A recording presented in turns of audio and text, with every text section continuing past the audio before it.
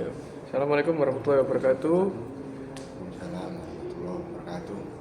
Di sini kelompok kami akan menjelaskan sedikit tentang jurnal berjudul Interruption Characteristic of Self-Triggering Low Voltage Hybrid DC Circuit Breaker with Non-Polaris Bidirectional Breaking.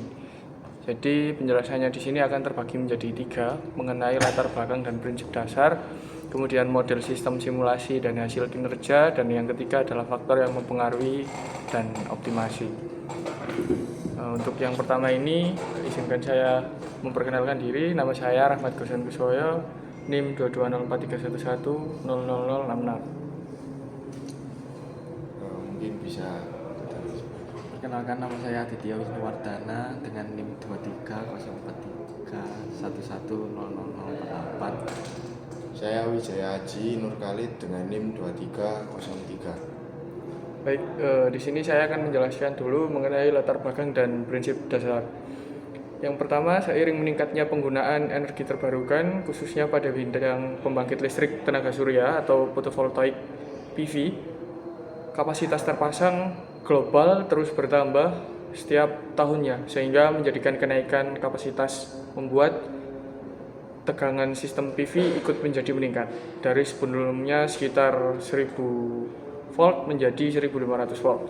Bahkan ada yang sudah melewati hampir sekitar 2000 volt. Pada lewat tegangan tersebut, pemutus arus DC circuit breaker konvensional yang berbasis mekanis menjadi kurang handal. Hal ini diakibatkan karena pemutusan mekanis yang hanya mengandalkan media udara untuk memadamkan busur listrik atau arc yang efektif pada tegangan rendah hingga menengah menjadi sulit bekerja secara cepat dan aman pada tegangan tinggi. Sehingga untuk mengatasi masalah tersebut, para peneliti ini mengembangkan hybrid DC circuit atau HDCCB yang menjadi prinsip kerja adalah dengan menggabungkan 3 jalur. Jalur utama atau main branch menggunakan pemutus mekanis untuk aliran arus normal, kemudian jalur transfer branch yang terdiri dari IGBT dan dioda untuk mengalihkan arus saat terjadi gangguan, serta jalur pelepas energi yakni dissipation branch yang berisi MUV metal oxide varistor yang berfungsi sebagai penyerap energi berlebih dan menstabilkan tegangan.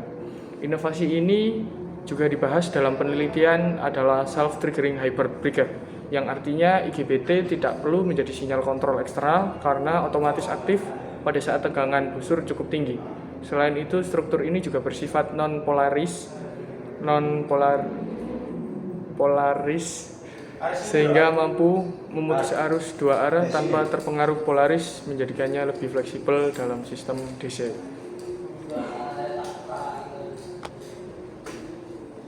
Baik, di sini saya akan menjelaskan tentang bagian dari model, simulasi, dan hasil kerja.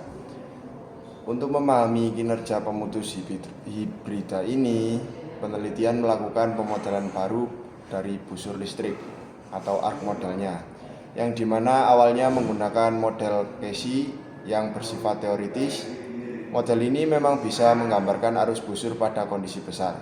Namun, hasilnya sering tidak sesuai dengan kondisi nyata karena waktu dan bentuk gelombangnya berbeda dengan data eksperimen. Oleh karena itu, penelitian ini menggunakan data busur yang diambil dari hasil uji lab dari peneliti tersebut.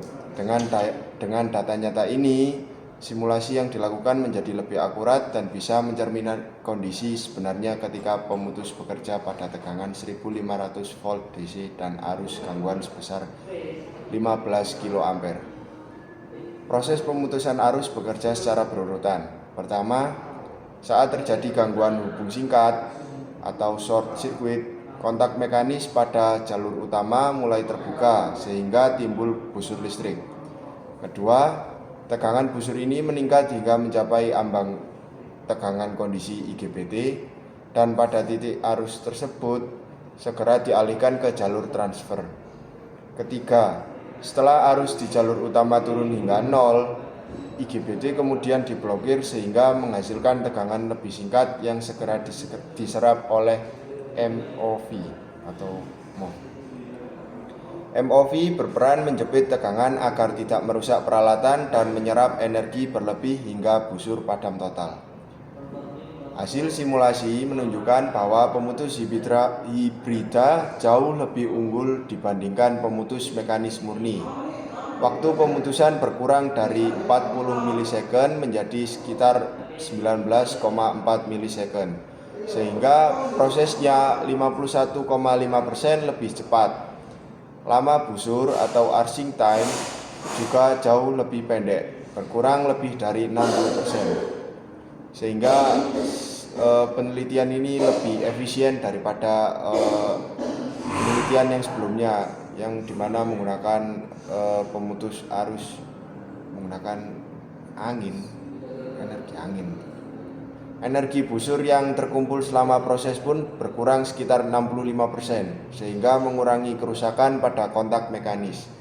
Bahkan arus puncak yang biasanya tinggi bisa ditekan hingga turun sekitar 27%. Semua perbaikan ini secara langsung membuat umur pakai pemutus lebih panjang dan meningkatkan keandalan sistem fotovoltaik yang dilindunginya. Baik, selanjutnya saya akan menjelaskan tentang faktor yang mempengaruhi dan optimasi. Meski kinerjanya sudah baik, ada beberapa faktor teknis yang mempengaruhi performa pemutus hibrida. Pertama adalah induktansi liar, stay inductance, pada jalur transfer. Induktansi yang terlalu besar akan memperlambat proses perpindahan arus dari jalur utama ke jalur transfer. Akibatnya, waktu pemutusan menjadi lebih lama dan arus puncak yang muncul juga lebih tinggi. Oleh karena itu, nilai induktansi pada jalur transfer perlu dijaga sekecil mungkin agar komutasi arus berjalan cepat dan efisien. Faktor kedua adalah tegangan referensi, MOV. MOV sendiri akan bekerja ketika tegangan melebihi batas tertentu. Jika nilai batas ini terlalu rendah, proses pemutusan menjadi lambat karena MOV atau MOV terlalu cepat aktif. Sebaliknya, jika nilai batas terlalu tinggi, tegangan puncak yang muncul pada breaker bisa berlebihan dan berbahaya. Dari hasil simulasi dan optimasi dengan algoritma MOVSO diperoleh bahwa nilai tegangan referensi MOV yang paling ideal adalah sekitar 3,7 kV. Pada titik ini, waktu pemutusan singkat, energi yang diserap MOV tidak berlebihan dan tegangan puncak masih dalam batas aman. Dengan kombinasi desain self-triggering, pengendalian induktansi liar, dan pengaturan tegangan referensi MOV yang tepat, pemutus hibrida ini terbukti sangat efektif digunakan pada sistem PV tegangan menengah sekitar 1500 hingga 3000 volt. Bahkan struktur ini berpotensi besar dikembangkan lebih lanjut untuk sistem DC dengan tegangan lebih tinggi, menjadikannya solusi masa depan dalam proteksi sistem tenaga berbasis energi terbarukan. Baik, sekian yang dapat kelompok kami sampaikan. Kurang lebihnya kami mohon maaf. Wassalamualaikum warahmatullahi wabarakatuh.